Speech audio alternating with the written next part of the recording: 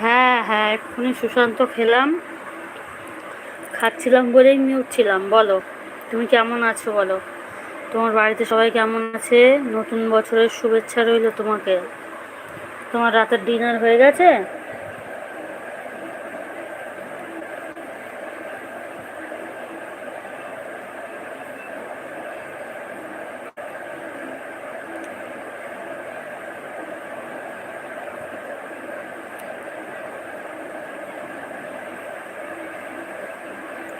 আচ্ছা, তোমার বাড়িতে সবাই কেমন আছে বলো?